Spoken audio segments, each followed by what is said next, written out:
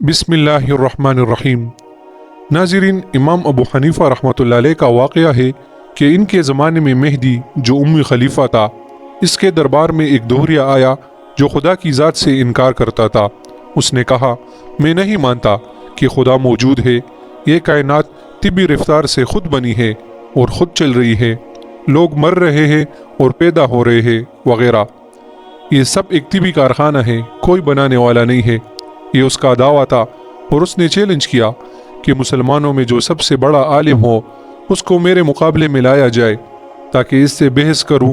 और लोग गलती में मुब्तला है कि अपनी ताकतों को खामख्वा एक गैबी ताकत के ताबे कर दिया है जो सारे जहां को चला रही है। तो उस ज़माने में सबसे बड़े आलिम इमाम अबू हनीफ़ा रहमतुल्लाह अलैह थे। मेहदी ने इमाम साहिब रहमतुल्लाह अलैह के पास आदमी भेजा। रात का वक़्त था, रात ही को खलीफा का दरबार मुनक़िद होता था।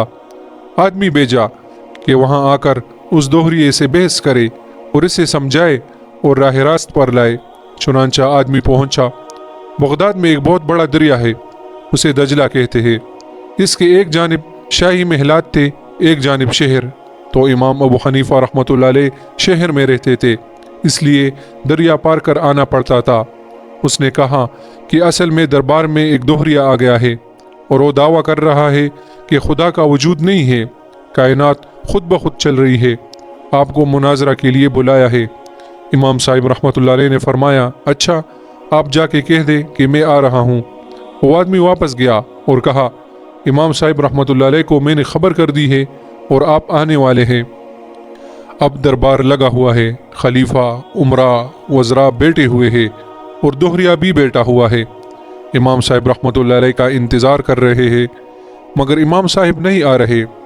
रात के 12 बज गए, इमाम साहिब रहमतुल्लाह अलैह नहीं आए।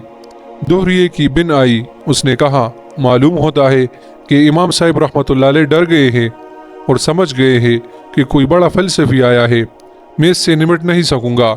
इस वास्ते घर में चुप कर बैठ गए और आप यकीन रखें कि वो नहीं आएंगे, मेरे मुकाबले में कोई नहीं आ सकता।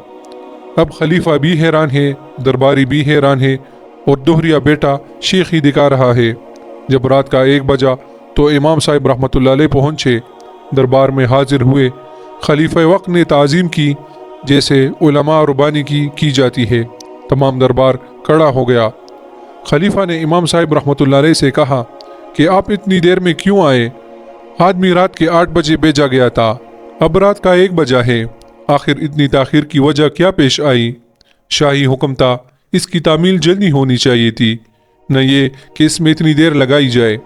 इमाम साहिब रहमतुल्लाह अलैह ने फरमाया कि एक अजीब व गरीब हादसा पेश आ गया जिसकी वजह से मुझे देर लगी और उम्र भर मैंने ऐसा वाक़या कभी नहीं देखा था।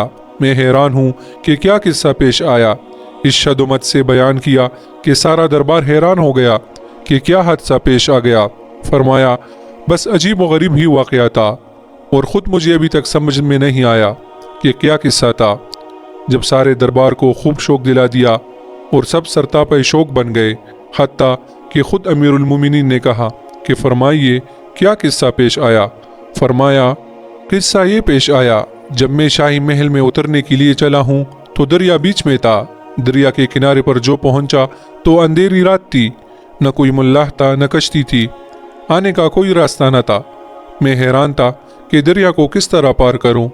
इस शशुपंज में खड़ा हुआ था कि मैंने ये हादसा देखा कि दरिया के अंदर से खुद ब खुद लकड़ी के निहायत उम्दा बने बनाए तख्ते निकलने शुरू हुए और एक के बाद एक निकलते चले आ रहे हैं।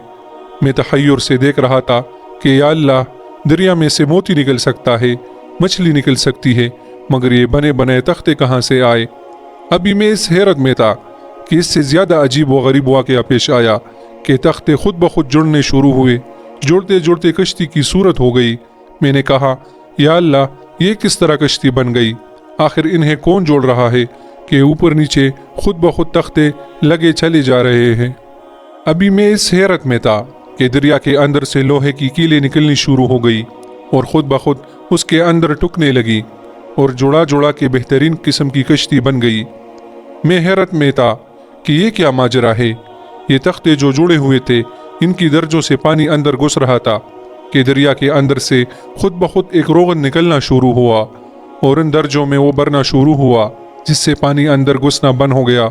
ابھی بھی میں اس حیرت میں تھا کہ وہ کشتی خود بخود میری طرف بڑھنی شروع ہوئی اور کنارے پر آ کر ایسی جھک گئی گویا مجھے سوار کرانا چاہتی ہے۔ میں بھی بیٹھ گیا۔ وہ خود بخود چلی اور مجھے لے کر روانہ ہو گئی۔ دریا کی دار پر پہنچی۔ پانی ادھر کو جا رہا تھا، کشتی خود بخود ادھر کو جا رہی تھی کیونکہ شاہی محلات ادھر کو تھے۔ میں حیران تھا کہ یا اللہ، آخر پانی کے بہاؤ کے خلاف کون اسے لے جا رہا ہے؟ یہاں تک کہ شاہی محل کے قریب کنارے پر پہنچ گئی اور آخر جھک کر پھر کنارے پر کھڑی ہو گئی کہ میں اتر جاؤں، تو میں اتر گیا۔ پھر میرے دیکھتے ہی دیکھتے وہ کشتی غائب بھی ہو گئی۔ گھنٹہ بھر اس کنارے اور گھنٹہ بھر اس کنارے پر سوچتا رہا کہ یہ کیا قصہ تھا۔ یہ سانحہ جس کی وجہ سے تحیر میں کئی گھنٹے لگ گئے، اب تک سمجھ میں نہیں آیا کیا ماجرا تھا۔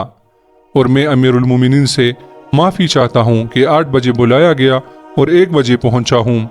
دوہریے نے کہا، امام صاحب، میں نے تو یہ سنا تھا کہ آپ بڑے عالم ہیں، بڑے دانشمند اور فاضل آدمی ہیں، مگر بچوں کی سی باتیں کر رہے ہیں۔ بھلا یہ ممکن ہے کہ پانی میں سے خود بخود تختے نکل آئے، خود ہی جوڑنے لگے، خود ہی کیلے ٹک جائے، خود ہی روغن لگ جائے، خود آ کے کشتی آپ کو جھکا دے، آپ اس پر بیٹھ جائے اور خود ہی لے کے چل دے، خود ہی کنارے پر پہنچا دے؟ یہ کوئی عقل میں آنے والی بات ہے؟ میں نے سمجھا تھا کہ آپ بڑے دانشمند، فاضل اور عالم ہیں، امام آپ کا لقب ہے، اور باتیں کر رہے ہیں آپ نادانوں اور بچوں جیسی۔ یہ کیسے ممکن ہے کہ کوئی کشتی بنانے والا نہیں، خود بخود بن گئی؟ کوئی کیلے ٹوکنے والا نہیں، خود بخود ٹک گئی؟ کوئی روغن بھرنے والا نہیں، خود ہی بھر گیا؟ کوئی چلانے والا ملاح نہیں، خود ہی چل پڑی؟ کوئی سمجھانے والا نہیں، خود ہی سمجھ گئی کہ مجھے شاہی محل کے اوپر جانا ہے؟ یہ عقل میں آنے والی بات ہے؟ امام صاحب رحمۃ اللہ علیہ نے فرمایا، اچھا، یہ بات نادانی اور بے وقوفی کی ہے؟ اس نے کہا، جی ہاں۔ فرمایا، ایک کشتی بغیر بنانے والے کے بن نہ سکے، بغیر چلانے والے کے چل نہ سکے، بغیر کیلے ٹوکنے والے کے اس کے کیلے ٹک نہ سکے، اور یہ اتنا بڑا جہان جس کی چھت آسمان ہے، جس کا فرش زمین ہے، جس کی فضا میں لاکھوں جانور ہے، یہ خود بخود بن گیا، خود ہی چل رہا ہے۔ سورج بھی، چاند بھی خود ہی چل رہے ہیں۔ یہ کوئی عقل میں آنے والی بات ہے؟ ایک معمولی کشتی جسے انسان بنا سکتا ہے، یہ تو بغیر بنانے والے کے نہ بنے، اور اتنا بڑا جہان ہو، انسان کے بس میں نہیں وہ خود بخود بن جائے۔ تو تمہاری عقل بچوں جیسی ہے یا میری عقل بچوں جیسی؟ میں نادان ہوں یا تم نادان ہو؟ مناظرہ ختم ہو گیا اور بحث تمام ہو گئی، اور دوہریا اپنا سا منہ لے کر واپس ہو گیا۔ اب کیا بحث کرے؟ جو اس کی بنیاد تھی وہ ساری ختم ہو گئی۔